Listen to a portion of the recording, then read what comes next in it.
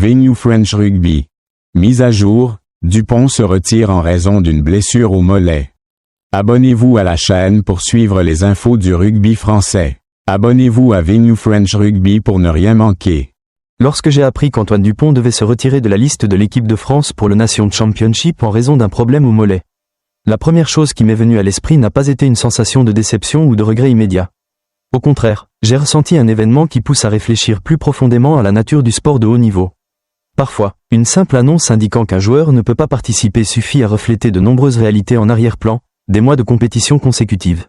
La pression de maintenir un niveau de performance élevé, la responsabilité d'un capitaine, les attentes des supporters et la dureté à laquelle tout athlète professionnel doit faire face. Je pense que beaucoup de personnes, en voyant cette nouvelle, ne retiendront qu'un constat simple. L'équipe de France perd son joueur le plus important juste avant une grande compétition. C'est vrai, mais pour moi, s'arrêter à cette conclusion serait insuffisant. Derrière cette décision de retrait se cache tout un processus de réflexion entre santé physique, responsabilité envers la sélection, carrière à long terme et intérêt collectif.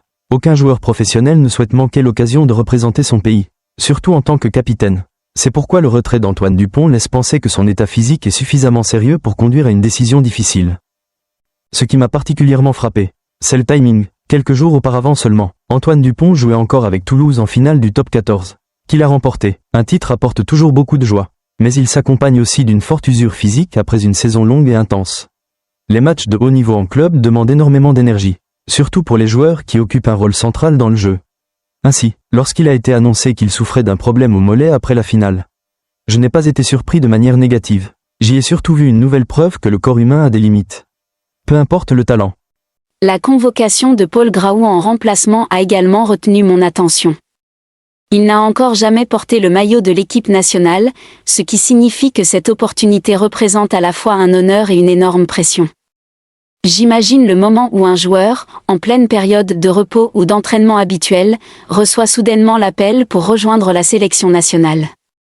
Ce type de moment devient souvent un tournant majeur dans une carrière. Je ne pense pas que Paul Graou doive être comparé à Antoine Dupont en termes de niveau.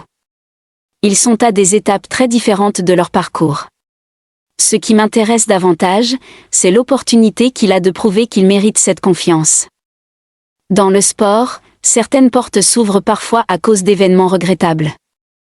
Mais une fois ouvertes, c'est la capacité individuelle qui détermine si elles sont franchies. Cela me fait penser à de nombreuses situations de la vie.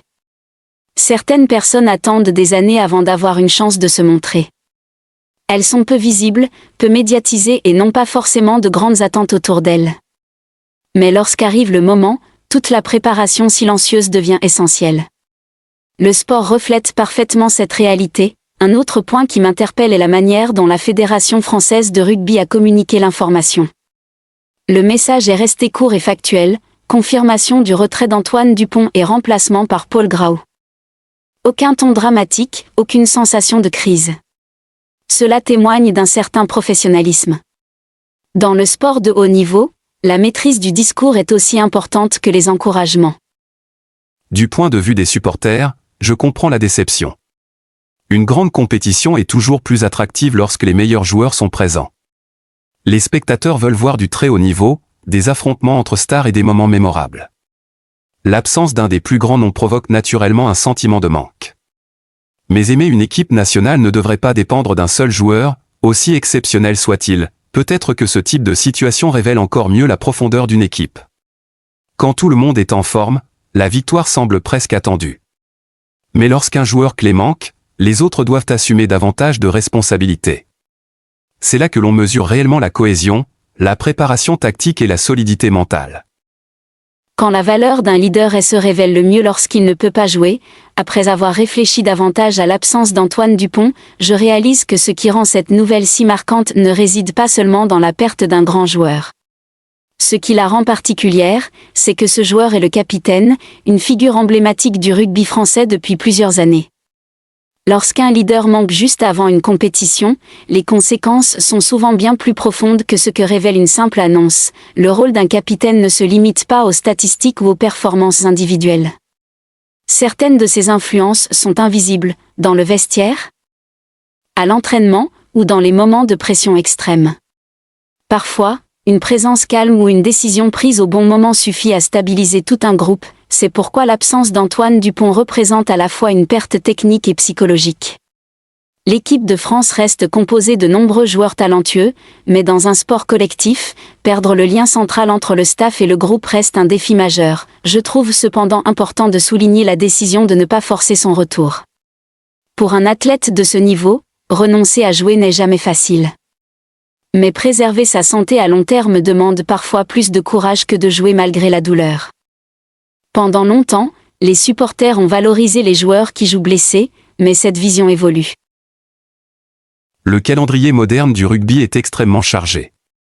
Les joueurs enchaînent clubs et sélections avec très peu de repos.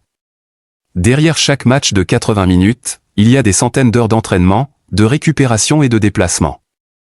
Les blessures ne viennent pas toujours d'un choc unique, mais d'une accumulation de fatigue. Dans ce contexte, écouter son corps devient un acte professionnel. Un athlète n'est pas une machine.